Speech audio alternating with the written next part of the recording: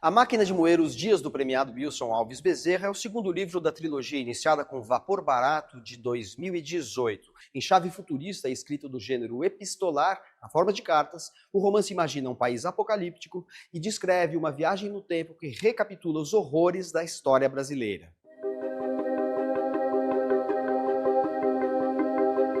A Máquina de Moer os Dias é uma distopia futurista escrita de forma epistolar, ou seja, em cartas, por meio de cartas. Como conciliar essas duas coisas que parecem tão incompatíveis, né? Assim, um futuro que a gente imagina digital e a escrita caligráfica de cartas. As distopias sempre falam do presente, né? A gente cria essa cena com um futuro terrível, mas elas falam do presente. E acho que a gente, pensando no presente, a gente vê que a contradição não é do livro, é da nossa sociedade. E esse livro, A Máquina de Moer os Dias, ele é parte de um projeto, de uma trilogia, justamente sobre a possibilidade ou a impossibilidade de chegar no outro. O Vapor Barato, que é de 2018, ele é todo construído em diálogos, esse é totalmente construído em cartas.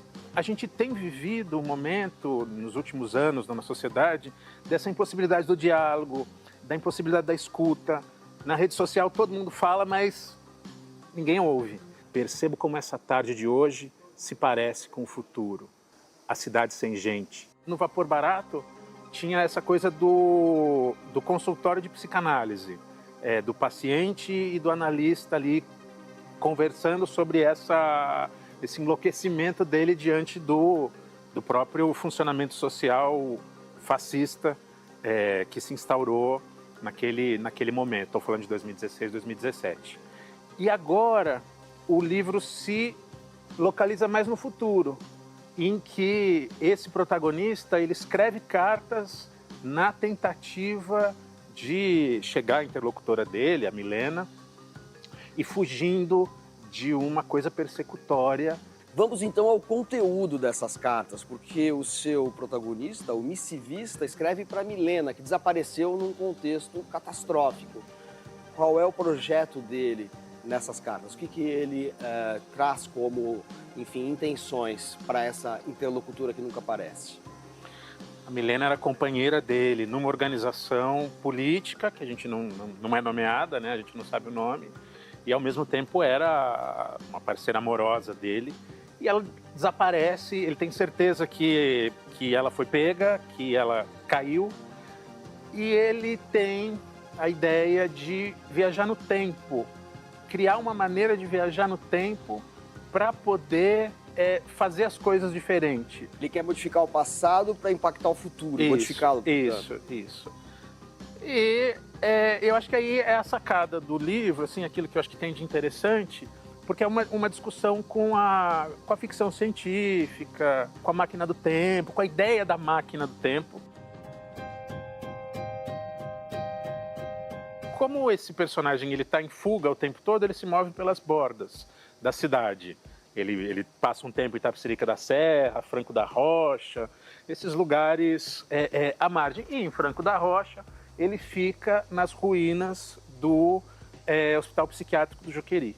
E lá ele encontra alguma coisa da história de pesquisas psiquiátricas no Brasil. Inclusive de uma personagem histórico mesmo, um interlocutor do Freud, uma personagem decisiva para a difusão da psicanálise no Brasil, que é o Durval Marcondes, né? Isso. A gente tem o próprio Dr. Franco da Rocha, ele é a primeira pessoa que escreve sobre psicanálise no Brasil. Em 1918, na Revista do Brasil, que então tinha sido comprada pelo Monteiro Lobato. O Durval Marcondes foi aluno do Franco da Rocha e foi professor da USP, da Faculdade de Medicina. E aí eu crio a ideia de umas pesquisas do Durval Marcondes lá no Hospital do Juqueri, mas isso acontecendo já no período da ditadura.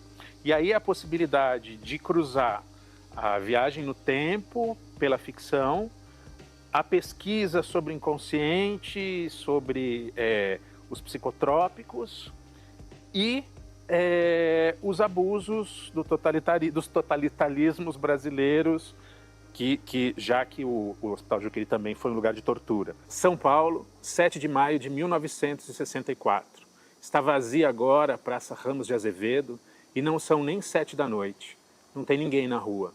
E essa viagem no tempo se dá através de técnicas de hipnose, né, que estão na origem da psicanálise, mas também o uso de algumas drogas que induzem a outros estados de consciência, drogas psiquiátricas.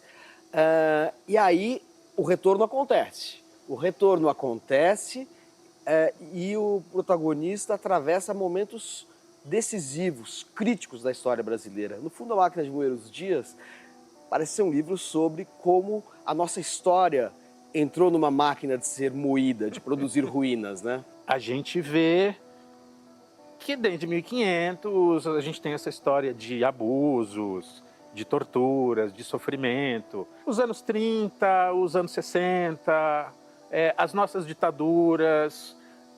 Eu acho que eu busco ampliar isso para a América Latina como um todo. Em algum momento ele se perde ali pelos confins da Argentina, pelos confins da Pampa, buscando retomar algumas coisas da colonização. Tem uma personagem indígena que perde o filho.